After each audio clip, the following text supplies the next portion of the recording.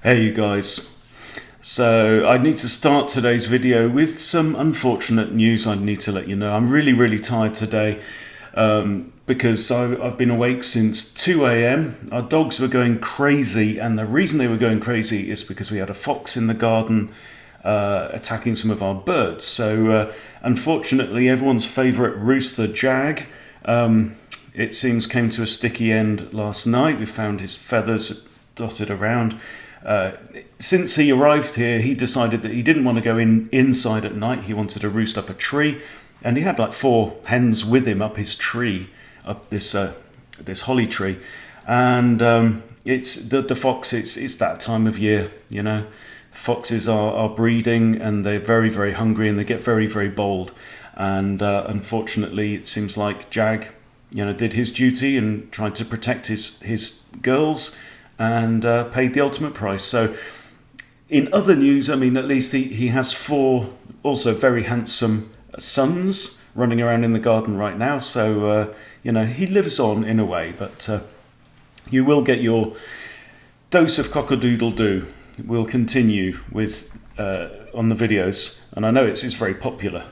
So what are we going to do today? So I've been extremely tired. I did pick up the iPad in the wee small hours of the morning, played a bunch of games, won some, lost some, and I want to share with you 5 games today that, and there is a connection with them all, because they all end relatively soon, within about 20 moves, and what I want you to take away is that you should always be ready. Look, these are all games that people play rated 1300, 1400, right? So if you're sub 1000, you're working your way up to that level. You always need to be ready for your opponent to pull out some stupid dumbass move. Okay, so this is your daily dose of dumbass. Okay, I've got 5 games. 4 of them are games that I've played this morning, and one of them was actually sent to me by Christina. Okay, so let's just dive straight in. Dumbass game number 1. Okay, e4, e5, the Vienna game, knight to c3. This is what I'm playing at the moment. We have symmetrical variation, and now 4 knights come out, and now we get to the gioco piano.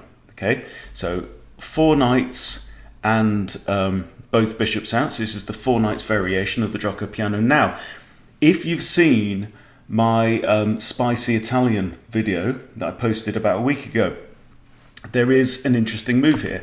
Now I now castle on black castles, but this is a pattern that you need to be remembering, because we've got now knight takes e5.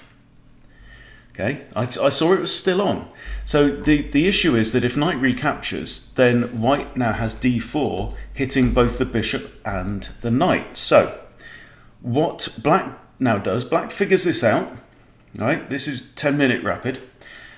Figures this out and decides to sack the bishop, but take a pawn with it on the way out. Okay, so this is called the desperado capture.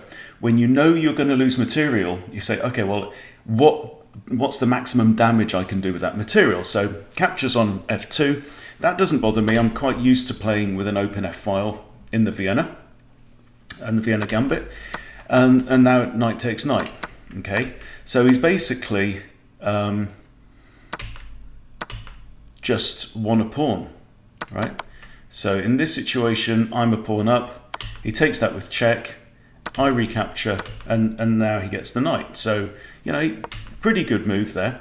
Now I blunder, right? Because I play d4, and I didn't. I'm thinking too much about attacking, too much about doing some kind of Halloween style stuff on these knights with my pawns, and completely miss the fact that my bishop's hanging on c4.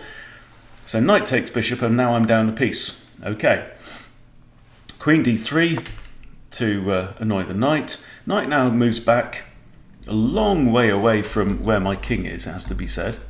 It's not the ideal place for a knight. And now we have e5 to kick that knight. Knight comes across, and now I lift my rook again. So I've got ideas of putting my rook maybe here, and with checkmating attacks or pins. Okay, kick the knight again. Knight's really got nowhere to go if you look at this. So he can't go there, or there, because it'll be captured, right? So the only safe square would be h6, but then I've got bishop takes and then pawn takes, and this king's looking very open and with a very menacing looking rook here. So black here decides again, trade the knight for a pawn. Okay, so now I'm 2 pawns down, but I'm no longer a piece down. Okay, so pawn recaptures with a discovered attack on the queen. I don't want to swap off queens, I want to go for the kill. And now rook to g3. Okay, we have pawn to g6. Now I attack the queen with my bishop. My bishop's also maybe getting ready to come into one of these squares. And f6 breaks the attack. That's an interpose. So I stick my bishop on h6 already. And now attack the queen. Now queen moves across. I put my queen on f3. Now, there's an important basic tactic here that you really, really need to know. Okay, and so what's interesting is that it looks as though my queen has come here to attack the undefended pawn on b7, but that is not actually my target. Right? My target is actually this bishop. And the reason is because the bishop is defended only by the g-pawn. And the g-pawn is actually pinned because of where my rook is. Okay, so we have rook comes across and we have an exchange of rooks, and now queen takes bishop. Okay, pawn cannot recapture because it would put the king in check and that would be illegal. And now rook drops back down to d1, but that's another blunder.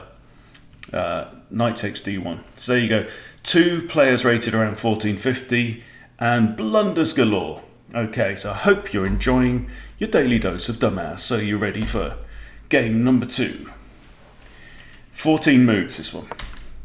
e4, and now f5. Okay, vacating the f file. The f pawn is famously known as the forget about it pawn. That's what f means. Okay, so this is called the Durash gambit, I think, and so I think I don't really want to give up my central pawn pair. So I now play f3. We have pawn takes, knight takes. Now what I really should do at this point is advance the pawn and kick the knight with tempo. Instead I just play my knight out, and then we have e5, and we're getting into a fairly standard position and kind of familiar to me because there's no f pawns, right? The f file is completely open. Pawn comes out, bishop comes out, knight comes out, white castles. Okay, so I'm putting my rook now onto this lovely open f file. We have a quietish b6, and I now play d2 to release my dark squared bishop. Bishop fianchettos, bishop comes out pinning the knight on the queen. I capture the knight, and black here decides to recapture with the pawn. Okay, now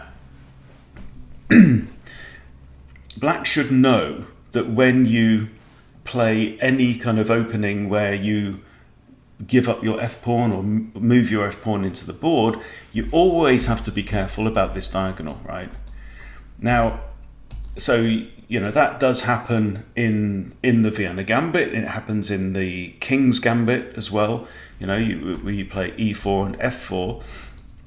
And really important in these situations to have your King's knight on that square, f3 or f6, okay? And the reason is because my knight here is defending those 2 squares and stopping this lady, this queen, from getting to those squares with check. So the situation here is black is uncastled, okay, has moved the f-pawn. I mean, there's now a replacement f-pawn from here, but there's still no pawn on f7, right? So uncastled, this diagonal is open, right? And now I play my knight to h4, and rook comes across. Okay, so he's missed the threat. I could have actually just simply grabbed the rook now with my bishop as well. So, you know, but anyway, queen comes flying in. Now there's only one way to break the attack, but that would just drop the rook again. So king comes out here, and now I have a think for a little while. It's one of those situations where you feel like you've almost got too many options. And I decide that my preferred move is this. Now, I think black could probably have got away with retreating the king there, but then I grabbed the rook anyway. Black now plays bishop to e6, and can you see the final move? E7, bishop to e6 is checkmate. The king cannot retreat, it's covered by the bishop, this square is covered by the queen, and completely there, shut down, and a nice checkmate in 14 moves. All right, ready for game number 3. 13 moves now. E4, E5, D4, the center game. And now this is a poor move, really. To bring your knight out into a position where a pawn can advance and kick your knight, that's bad enough. But then putting your knight on D4 is even worse, because if you've, I think I did a video on this in the last couple of weeks as well, C3 now actually wins the knight. The knight has nowhere to go. This pawn here is covering these two squares, this pawn is covering these squares, the queen is covering these two, right? And you can't go there because that bishop is covering that square as well. Obviously this pawn's covering there, and the queen's covering that. So the knight actually has nowhere to go. So the knight decides to go to b5 anyway, and I grab it with my bishop. Now we have pawn push, takes, bishop moves away, eyeing up f7. Bishop comes out, queen comes out in wayward queen style. And now my opponent, I haven't looked at the accuracy on this, but it's almost like it should be negative. Okay, there are a few potential moves here, but I mean clearly, you know, there's the threat of queen takes and checkmate. So I think queen to e7 would have been pretty good here, but black manages to find the worst move, which is to push g6. Now queen takes e5 check, bishop blocks, queen takes rook, king comes across to save the knight, which is actually pinned, and can you spot the next move? It's a development move. Bishop to h6 check, there's nothing for it, the king has to move, check, bishop interposes, queen takes, checkmate, thank you very much. All done and dusted. All right, next one. So here I'm playing with the black pieces. We have a French, and this is the Sicilian variation. With when the knight comes out here, this is correct, and then move the knight up behind there. Bishop flies out, knight comes out, d4. I capture towards the center, so I take a center pawn with a wing pawn. Quite happy to do that. White doesn't even recapture, so I defend my pawn with a bishop.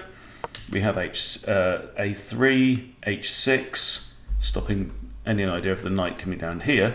Although, you know, f7 isn't really threatened because I've already advanced the e6 pawn. Pawn pushes, we swap off pawns, and now knight to e7. I guess I didn't want to put it here in case it just gets kicked by that pawn advancing, right? Now threatens the bishop, bishop moves back, improves his bishop, looking down at the corner now, and I castle. Knight onto the rim, not so dim there, but it's dim-ish, and now I drop my bishop back again to c7. So this bishop's been around the houses a little bit, but at least now it's looking at the h2 square. Pawn advances now to attack the knight, so it feels like my opponent's being a bit of a space invader here. I actually dropped my knight back to here. I guess I could have put it on a6 and a5 and defended it with the pawn, but again. So now queen comes out, and I spot this, right? There's a threat. Queen takes g7 checkmate. I mean, how obvious can you get, right? So we're not going to allow that, so we push f6. Okay, so now this queen is staring in the face of two pawns. That's not going to happen. Okay, so we have pawn pushes, and this actually improves it for me, right? Because now my opponent can't even capture that pawn if he wanted to, because it's his own piece, and you can't capture your own pieces. So I push f5 and completely resolve the issue of the queen takes g7 checkmate. Or do I? Because my opponent now plays a rook across to e1, maybe defending that pawn, I don't know, it's a fourth defender, so we've already got knight, queen and bishop defending it. And now I decide to, well, I don't know if decide is the correct word, but I play d5, thinking, oh, I'm attacking the bishop, you know, this, you know, I need to regain some space. So my opponent's got all the space, all the mobility, right? And I knew that en passant is possible. This pawn is now attacking two of my pieces. Oh no, my pieces. Queen takes g7, checkmate. So I allowed this pawn to move by playing a rash d5, and the game is all over in 17 moves. There you go. Now for game number 5. Now this is not my game. This was actually sent to me by Christina. And this one is 11 moves long. This is a beautiful game. Okay, I can't even say that Christina's opponent, they're both rated in mid 1300s, can't even say her opponent really screwed up that badly. But check this out. e4, e5, knight to c3, she's playing the Vienna, and knight to f6, inviting the Vienna gambit with f4. Black declines the gambit and instead plays knight out to c6. Now I think what I would play here is pawn takes e5, and maybe an exchange. No, I think that is the book move anyway. So Christina here plays knight to f3, and then the bishop comes out, and Christina's bishop comes out. So it's all looking, you know, this is like 4 knights Gioco piano with an extra f pawn advance, right? And the knight now starts to come in looking at f2. And this is like a fried liver attack in reverse. So clearly the knight or the bishop could now potentially come into f2. If the knight comes in, it's got a fork on the king and the rook. If the bishop comes in, it comes with check and the king has to move and can't castle. So, I mean, it would be quite easy here just to castle out of, no it wouldn't, because that would be moving the king into check, so you can't even do that. Normally, if this pawn was still at home, you could just castle and you'd be all right, because the rook and the king are then defending this. However, that's not a possibility right now, but if you are familiar with the fried liver attack, you may also know that there is a counter-attack called the Traxler, and I have a video on this that you should definitely check out, because the Traxler counterattack is something that you will get to pull out on your opponents fairly often, and a lot of players won't know really how to respond to it. So the Traxler counterattack actually allows this knight or the bishop to come flying in. Right?